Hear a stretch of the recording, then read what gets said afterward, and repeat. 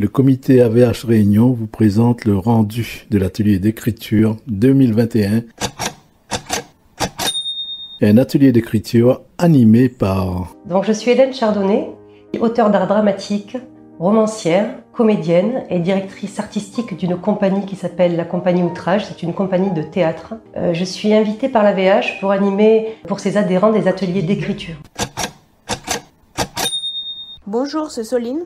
Voici mon texte, Belle inutile. Ça, c'est un vrai cadeau. Le bel inutile. Un cadeau tout aplati, sans touche à presser.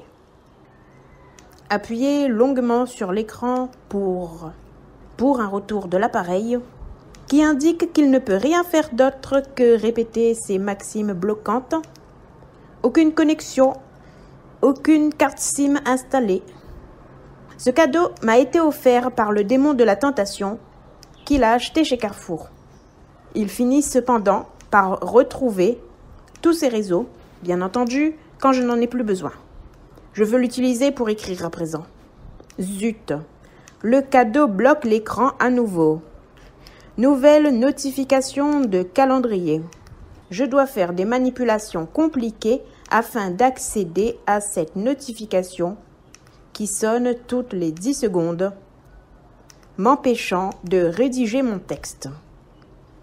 Pour ce faire, j'allume mon clavier Bluetooth car mon afficheur braille n'a pas assez de touches pour accéder à toutes les parties de l'écran de mon cadeau, ou bien toutes ces combinaisons alambiquées pour accéder aux fonctions du cadeau existent, mais resteront un grand mystère pour l'utilisateur lambda.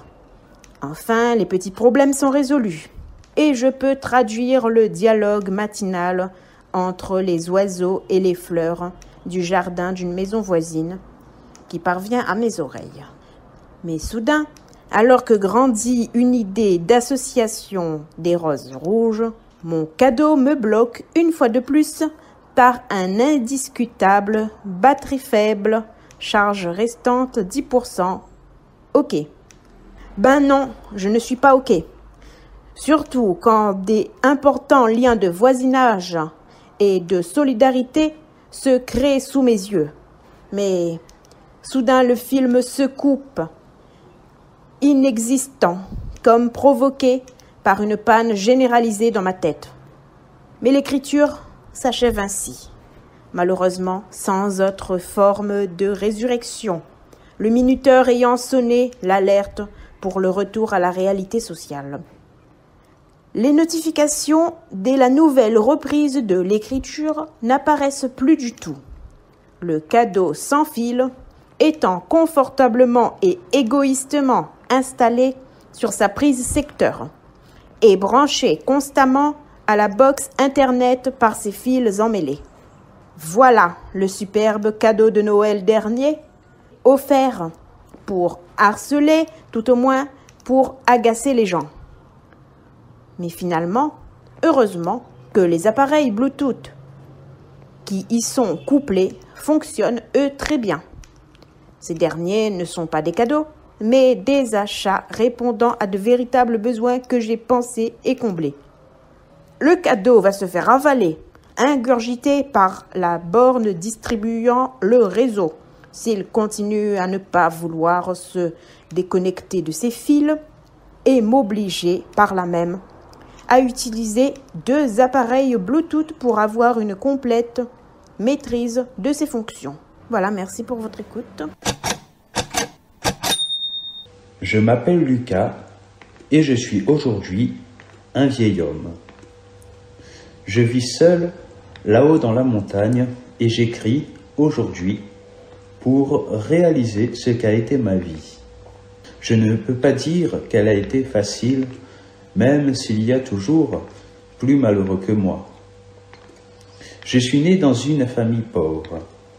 Mon père, qui travaillait dur du matin au soir pour maintenir notre ferme en état, était bien trop fatigué quand il avait un temps libre pour s'amuser ou passer du temps avec nous. Quant à ma mère, elle nous semblait un peu sévère, mais il est vrai que nous lui donnions du fil à retordre, nous 5, quand nous passions notre temps à faire des bêtises. Certes, jusqu'à l'adolescence, je peux dire que, pour ma part, l'insouciance de mon enfance m'avait un peu protégé des tracas de la vie. Je n'avais pas remarqué à quel point mon père se donnait du mal pour nous, sa famille, à quel point il s'était affaibli parce qu'il ne s'était pas assez occupé de lui-même. Un jour, alors que j'approchais de mes 12 ans, papa ne se leva pas le matin pour aller nourrir les bêtes. C'était en début juillet, au début des grandes vacances, au moment où tous les enfants étaient heureux de quitter l'école pour pouvoir passer leur journée avec leurs amis et leur famille. Pour moi, ce n'était pas le cas.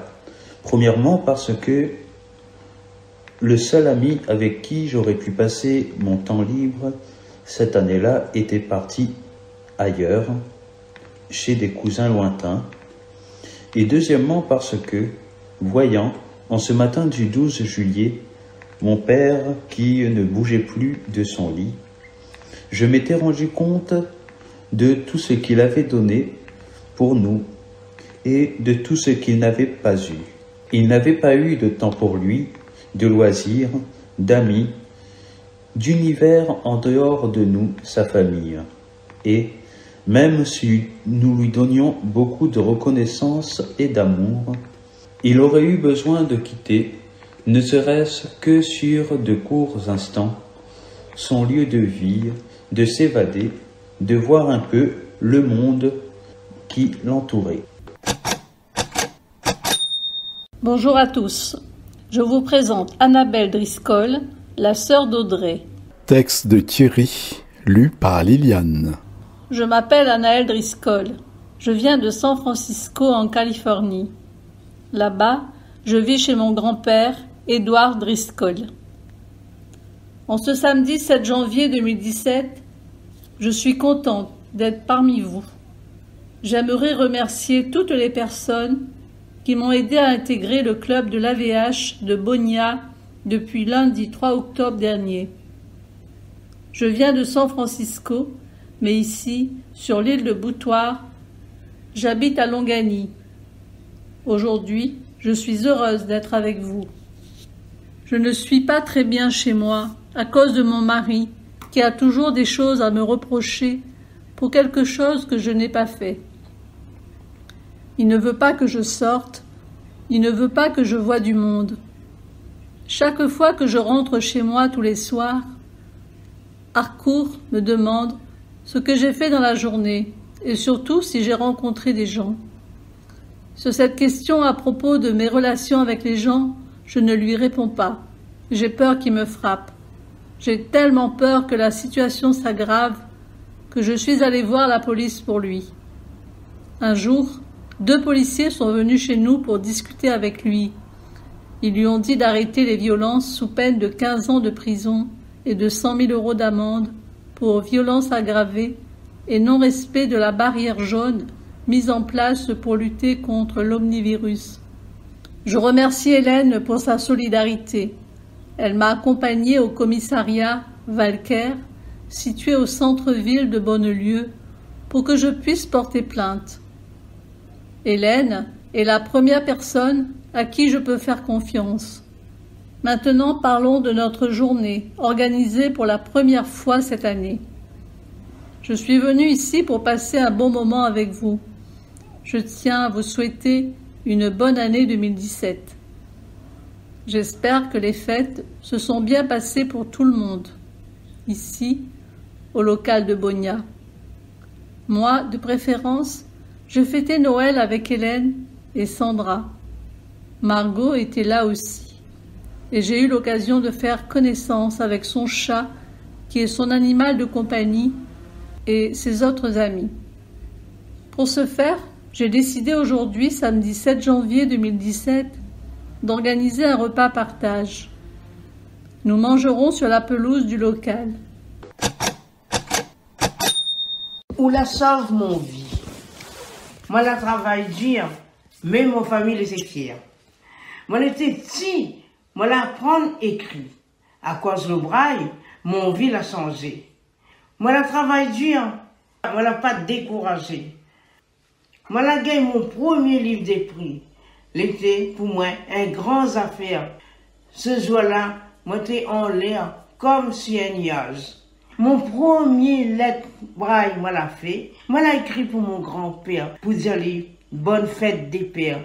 C'était comme un cadeau pour moi donner lui. Et en plus, moi, là, ça fait mon premier communion. Moi, là, amène le lait devant lui. Quand moi, là, arrive là, il dit, ah ben, bravo, ou bien travail. Il dit, moi, ben, comme ça, il est le bon petit point là. Moi, je dis, papa, le bon petit point, c'est mon l'écriture. Mon langage à moi, pour dire que ou pour dire que voilà, mais enfin, mon premier cadeau, mais enfin, mon l'écriture. C'est ça le bon petit point. Ben, je ne gagne pas lire, mais je ne gagne pas lire. Mais moi, je gagne lire. Je gagne dire que ça me ressent si le braille. Et quand il a touché le braille, le lettre, c'est comme un petit dentelle sous son doigt. Il la garde à moi. Je l'embrasse à lui. Il a dit, je suis fier de mes enfants. Et comme lui, il n'a pas appris à lire comme première fois, il voit son 6 enfants. Si à tout, il ne voit pas clair comme il dit, il apprend à lire, il souhaite à lui bonne fête des pères. Mais il croit bien, ce jour-là, il a pleuré. Parce que lui, il est dur, il était sévère, mais son larme l'a coulé. Je n'ai pas le temps. Je n'ai pas le temps de tout réaliser, car mon livre a été déjà tracé. Je ne suis que le jouet du destin, qui, hélas, décide du sort de mon lendemain. Je n'ai pas le temps de tout voir. Je n'ai pas le temps de tout savoir, car la vie ne me le permet pas. Mais tu sais, je n'ai pas le choix. Je n'ai pas le temps de tout écrire. Ces poèmes qui font pleurer ou sourire. Même quand j'y mets de tout mon cœur, les minutes s'avancent accompagnées de 16 heures. Je n'ai pas le temps qu'il me faut pour savourer ce gros et beau gâteau que la vie m'offre chaque jour et qu'elle me l'a préparé avec tant d'amour. Je n'ai pas le temps de faire semblant, de pleurer ou de rire à pleines dents, car sur mon visage est écrit ce que mon cœur vous décrit. Je n'ai pas le temps de laisser tomber ceux et celles qui m'ont tant aimé, car pour moi il est très important de les aimer moi aussi sans vraiment compter le temps. Bonjour et bienvenue, voici mon nouveau texte. Il s'intitule Grain de sable. Je vous souhaite une bonne écoute. Grain de sable. La lumière pense dès le fond de moi et jusqu'à la frontière extérieure de ma peau. Elle pense que la connaissance peut s'inviter, pense à ses lettres transitant, promptement, incessamment, en sens réception et en sens destination partout et destination monde jusqu'à destination univers, y compris le néant avant la naissance de tous ceux qui sont nés ou naîtront. Cette lumière, disais-je, éclaire ou plutôt éclairée de sa couleur noire. Elle éclairait tant et si bien mes lectures impossibles lorsque mes yeux physiques possédaient un reste visuel minime qui m'a fait prendre conscience de ce que signifie la lumière de la lampe. Alors, nuit et jour s'alternaient toujours. Jusqu'à quand, m'interrogeai-je enfant? Ne pourrait-on pas faire différemment une fois pour changer un peu le rythme, l'aspect? Voir plus loin donc? Au moment où la lampe soleil n'éclairait pas encore notre emplacement, ma petite famille, donc la maisonnée.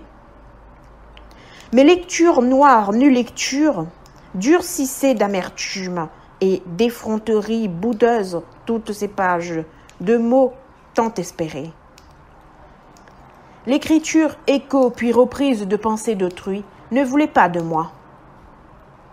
Ma seule réponse à une demande de rédaction quelconque, mon seul pouvoir étant de piquer au poinçon les 2 points écartés, signe majuscule braille, qui signifie que le probable texte, la demande d'information, de réponse, de contenu qui m'était faite, commencerait par une lettre majuscule, représentée ainsi par 2 petits points éloignés, fort saillants, bien distincts, mais expirant déjà de tout le vide nourricier qu'il pleurait abondamment. Et simultanément, mes lectures vides, débordantes de nuit, s'abritaient tellement puissamment sous la flamme que cette dernière prit un jour le parti de me brûler. Mais ils refusèrent à la flamme cette catastrophique ambition de m'attraper pour que je puisse exister ensuite, plus tard, encore exister, exprimer, penser. Ils, disais-je, qui sont-ils? Peut-être des anges du ciel, des amis invisibles que nous ne savons nommer, venus spécialement pour me protéger. Ils ou elles? Elles étaient des fées, sans doute, m'éloignant des flammes de l'enfer, pour m'orienter vers les sources de vie dont j'apprendrai sans nul doute à en ouvrir les vannes.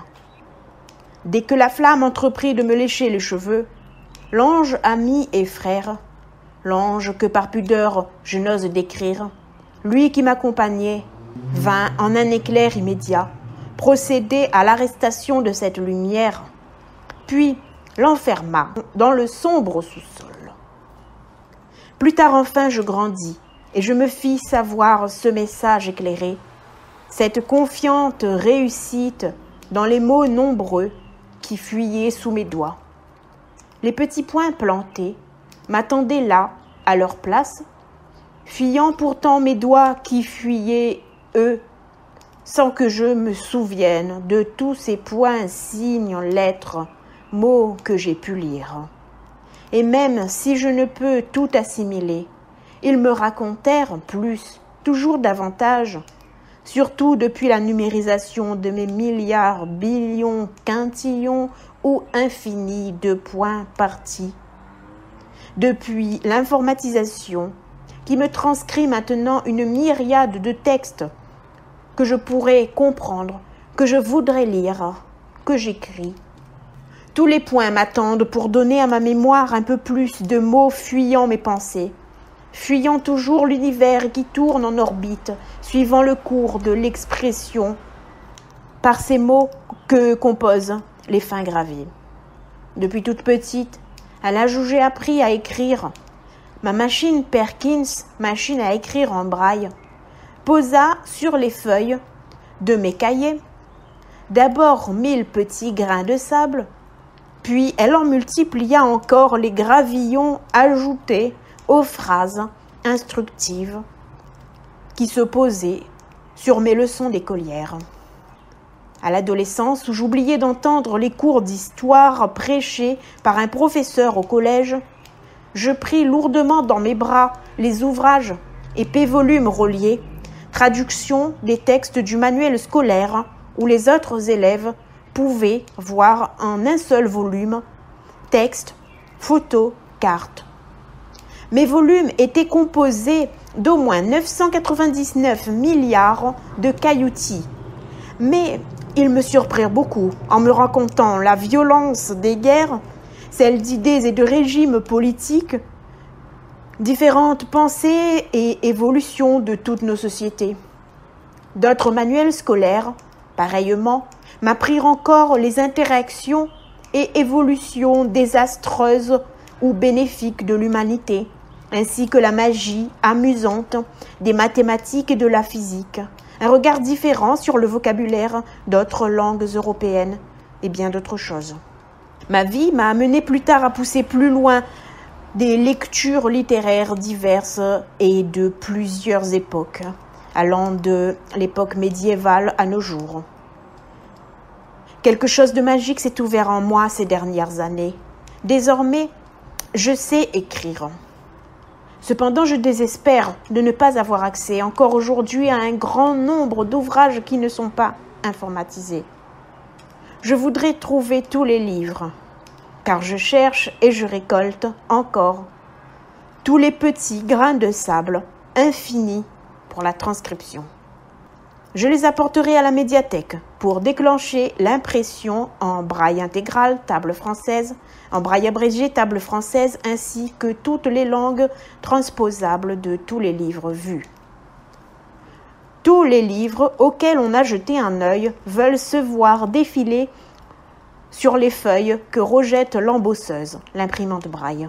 Et si j'avais 6 fois 10 puissance 100, c'est-à-dire 6 suivi de 100 euros, le gogol, je les donnerais à la médiathèque du Sud sauvage pour qu'ils achètent une embosseuse à 10 000 euros et des feuilles de 170 grammes infinies pour ce défilement de petits grains qui s'accrocheront pour toujours à l'écriture.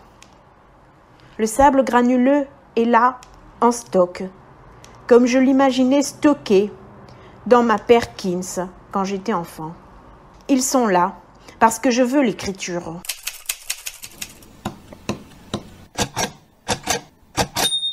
Texte de Joseph. Lu par Alexandra.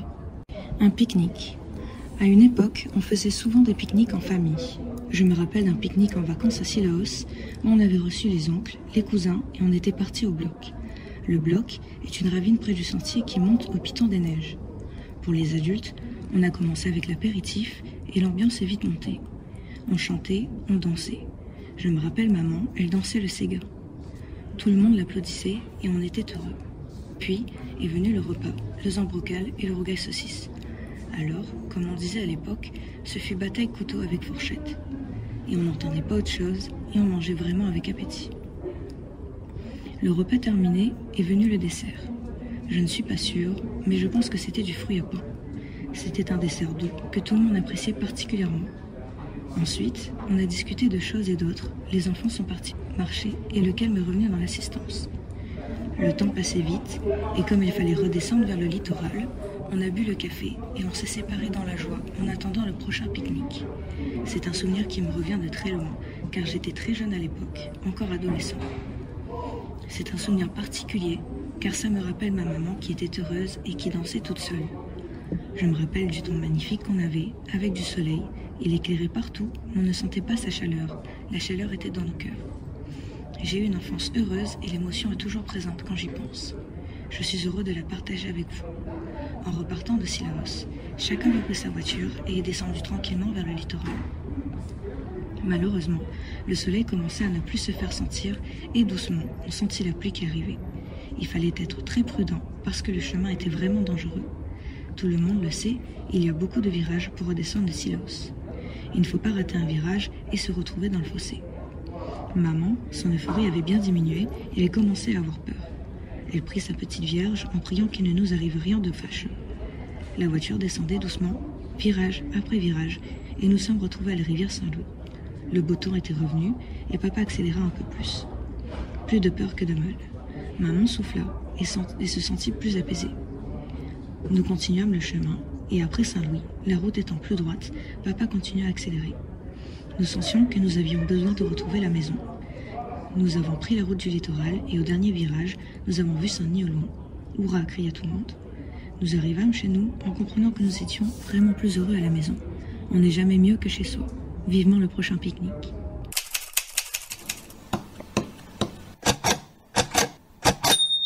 Et toi, tu aimes écrire? Tu as des choses à dire? N'hésite pas à t'inscrire à l'atelier d'écriture 2022 du comité AVH Réunion au 06 93 06 47 48.